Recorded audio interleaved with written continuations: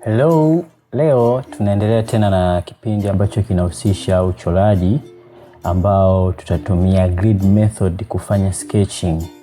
Yaani zile grid ambazo tumezichora kwenye karatasi, tumeziweka kwenye application. Nao ni wakati wa kutumia sasa application kukuonesha dira ili wewe uweze kuchora mchoro wako kwenye karatasi. Kwanza kabisa, grid ni njia ambayo inakupa wepesi wa wewe kuweza kuchora sketch ikiwa na uhalisia wa hali ya juu. Cha kwanza au tuseme cha kwanza, cha pili na cha tatu. Haupaswi kuchora grid kwa haraka. Haupaswi kufanya sketching kwa haraka. Speed inakuja taratibu. Usiwe na haraka ya kumaliza ionekane. No. Watu wengine wanashauri hata ukiwa unafanya sketching, geuza mchoro wako juu chini juu ili usiwe na shungu kwamba hii tayari jicho naunganisha hivi. No. Yaani uchore kitu azifu hakipo pamoja, ila unatengeneza a puzzle. Sasa kwenye grid, kama unavyoona hapo kwenye right corner upande wa kulia ya kioo chako, tunaona ni reference image yetu ambayo ina grid, na wewe karatasi yako ni hii hapo.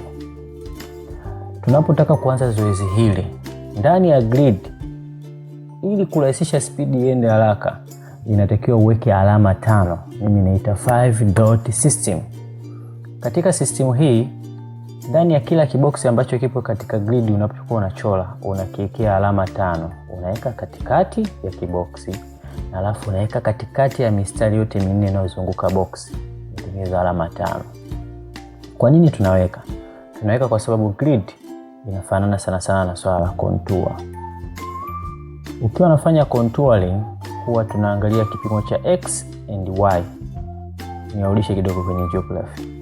Katika x and y utakuta kuna kipimo labda kinaanzia chini kwenda juu ni positive, kwenda chini ni negative. Y is the same, kwenda kulia ni positive, kurudi ni negative.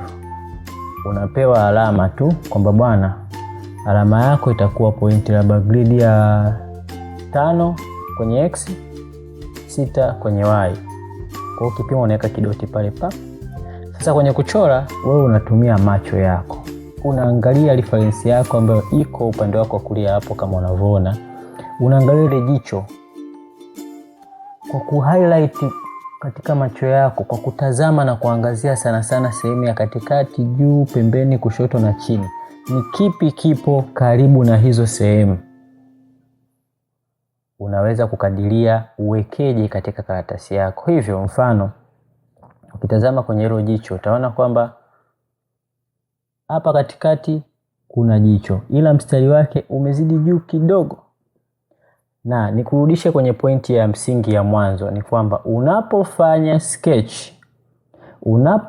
sketch hakikisha picha yako na mchoro wako vinakuwa katika scale sawa. Ndio maana nikakufundisha hii application ili pale ushow real size unachokiona kwenye karatasi yako na unachokiona kwenye mchoro wako ambao uko kwenye simu vinakuwa na scale moja, ili unapokuwa unafanya makadirio haya ya kupimisha labda jicho limezidi kutoka center ya kiboksi juu kidogo sentimita ngapi, usipotee sana. Au unapokuwa unachora ule mstari ambao uko kulia kutoka katikati, unagundua labda kiko karibu labda theluthi kutoka katikati. Umeona? Inakuwa unapimisha tu kirahisi. Mimi mara nyingi natumiaga simu ndogo, nafu nakuwa nasogeza kabisa pale kulia na kushoto, naunganisha kabisa vinafanana kiboksi na kiboksi, zinaangalia kulia kushoto, unakuta ndani ya nusu saa nimemaliza grid. Lakini kwa wewe, pointi ya kwanza, ya pili na tatu, kama unakumbuka, usikimbie. Nenda taratibu. Kwa hiyo tutaweka hizi pointi 5. Cha msingi wakati unachora, tumia penseli ambayo ni faint kama kawaida, ambayo ni penseli ya HB. This time ilaze kidogo. Just do it slowly, ile ilaze kidogo. Isiwe na tipu ambayo ni kali, yani isije ukafanya hiyo chocho unachokichora ukashindwa pia kukimanuva ikitokea umekosea. Kwa hiyo tumia HB pencil.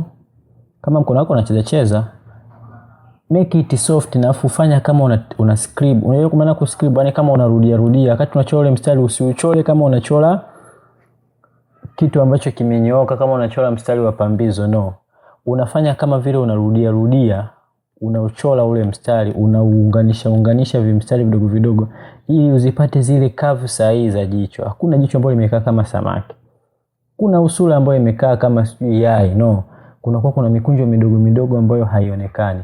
This time it's not about kunyoosha mstari. Ni swala la kupata ile sketch ikae sehemu yake. Ule mstari ukae sehemu yake hata kama ni kwa kuscribble. Na tunatumia HB pencil kwa sababu mstari utakuja kujifuta yenyewe wakati wa kublend.